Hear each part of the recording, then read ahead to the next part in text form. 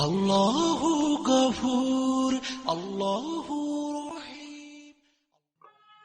اعوذ باللہ من الشیطان الرجیم، بسم اللہ الرحمن الرحیم۔ صحیح البخاری کتاب العلم اور حدیث نمبر 23۔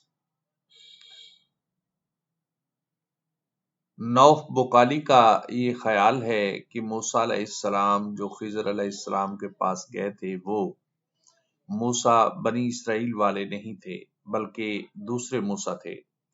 یہ سن کر ابن عباس رضی اللہ تعالی عنہما بولے کہ اللہ کے دشمن نے جھوٹ کہا۔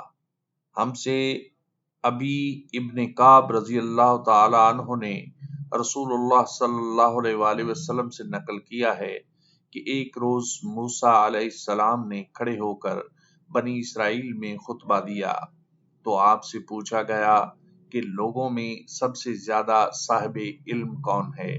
انہوں نے فرمایا کہ میں ہوں۔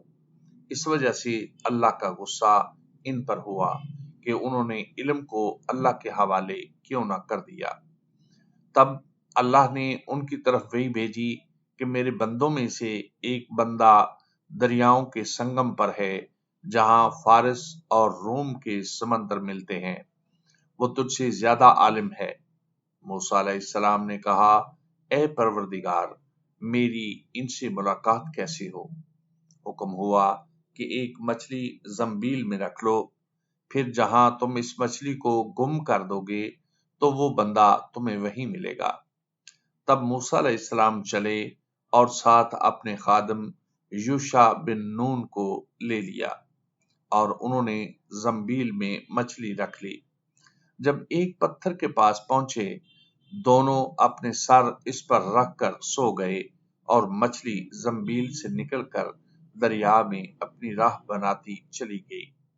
اور یہ بات موسیٰ علیہ السلام اور ان کے ساتھی کے لیے بے حد تعجب کی تھی۔ پھر دونوں باقی رات اور دن میں جتنا وقت باقی تھا چلتے رہے۔ جب صبح ہوئی، موسیٰ علیہ السلام نے خادم سے کہا، ہمارا ناشتہ لاؤ، اس سفر میں ہم نے کافی تکلیف اٹھائی ہے۔ اور موسیٰ علیہ السلام بالکل نہیں تھکے تھے، مگر جب اس جگہ سے آگے نکل گئے جہاں تک انہیں جانے کا حکم ملا تھا، تب ان کے خادم نے کہا، کیا آپ نے دیکھا تھا کہ جب ہم صخرہ کے پاس ٹھہرے تھے تو میں مچھلی کا ذکر بھول گیا؟ بقول بعض صخرہ کے نیچے آب حیات تھا، وہ اس مچھلی پر پڑا اور وہ زندہ ہو کر بقدرت الہی دریا میں چل دی۔ یہ سن کر موسیٰ علیہ السلام بولے کہ یہی تو وہ جگہ ہے جس کی ہمیں تلاش تھی۔ تو وہ پچھلے پاؤں واپس ہو گئے۔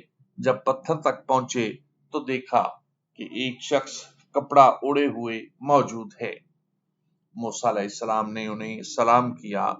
خضر علیہ السلام نے کہا کہ تمہاری سرزمین میں سلام کہاں؟ پھر موسیٰ علیہ السلام نے کہا کہ میں موسیٰ علیہ السلام ہوں۔ خضر بولے کہ بنی اسرائیل کے موسیٰ؟ انہوں نے جواب دیا کہ ہاں۔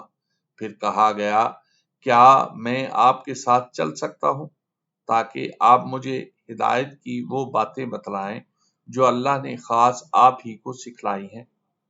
خضر علیہ السلام بولے کہ تم میرے ساتھ صبر نہیں کر سکو گے اے موسیٰ، مجھے اللہ نے ایسا علم دیا ہے جسے تم نہیں جانتے، اور تم کو جو علم دیا ہے اسے میں نہیں جانتا۔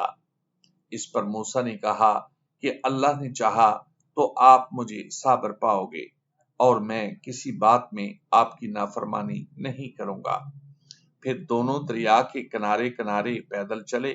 ان کے پاس کوئی کشتی نہ تھی کہ ایک کشتی ان کے سامنے سے گزری تو کشتی والوں نے انہوں نے کہا کہ ہمیں بٹھا لو۔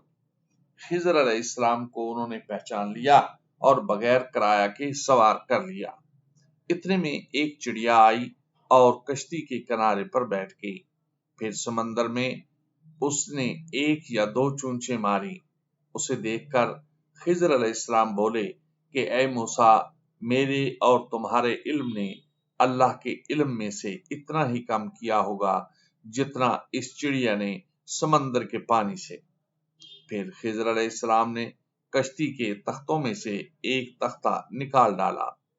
موسیٰ علیہ السلام نے کہا کہ ان لوگوں نے تو ہمیں کرایہ لیے بغیر مفت میں سوار کیا اور آپ نے ان کی کشتی کی لکڑی اکھاڑ ڈالی تاکہ یہ ڈوب جائیں۔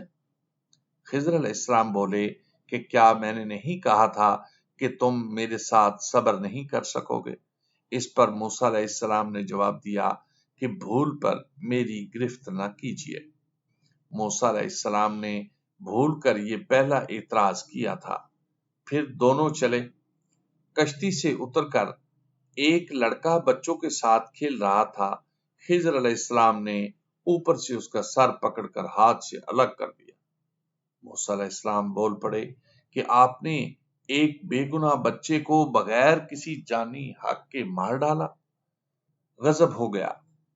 خضر علیہ السلام بولے کہ میں نے تم سے نہیں کہا تھا کہ تم میرے ساتھ صبر نہیں کر سکو گے؟ ابن عینیہ کہتے ہیں کہ اس کلام میں پہلے سے زیادہ تاکید ہے، کیونکہ پہلے کلام میں لفظ لاکا نہیں کہا تھا، اس میں لاکا زائد کیا، جس سے تاکید ظاہر ہے۔ پھر دونوں چلتے رہے حتیٰ کہ گاؤں والوں کے پاس آئے، ان سے کھانا لینا چاہا، انہوں نے کھانا کھلانے سے انکار کر دیا۔ انہوں نے وہیں دیکھا کہ ایک دیوار اسی گاؤں میں گرنے کے قریب ہے۔ خضر علیہ السلام نے اپنے ہاتھ کے اشارے سے اسے سیدھا کر دیا۔ موسیٰ بول اٹھے کہ اگر آپ چاہتے تو گاؤں والوں سے اس کام کی مزدوری لے سکتے تھے۔ خضر علیہ السلام نے کہا بس اب ہم اور تم میں جدائی کا وقت آ گیا ہے۔ جناب محبوب کبریا رسول اللہ صلی اللہ علیہ وآلہ وسلم فرماتے ہیں کہ اللہ موسیٰ پر رحم کرے۔